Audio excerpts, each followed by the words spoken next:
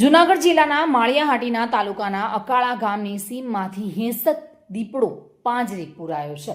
છેલ્લા ઘણા દિવસથી ગામની સીમ વિસ્તારમાં દીપડાના આંટાફેરા વધી ગયા હતા, જેના કારણે ખેડૂતોમાં ભયનો માહોલ જોવા મળ્યો હતો. ભયાનક દીપડાના કારણે આ વાડી વિસ્તારમાં અવર જવર કરતા ખેડૂતોમાં ભયનો માહોલ હતો. જોકે વન વિભાગે આ બાબતે જાણ થતાની સાથે જ આ દીપડા માટે પાંજરું મૂક્યું હતું અને આજે વહેલી સવારે આ દીપડો પાંજરે પુરાતા લોકોએ રાહતનો શ્વાસ લીધો હતો. હું ઉદયસિંહ રાણવીરભાઈ કાગડા અકાળા ગામનો ખેડૂત છું.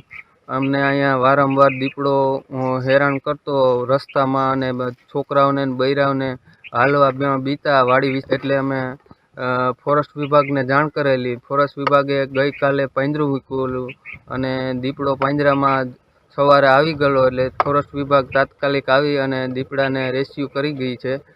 એ બદલ ફોરેસ્ટ વિભાગનો પણ આભાર માનીએ છીએ. પ્રતાપ સિસોદિયા સાથે bureau report, today Gujarati news.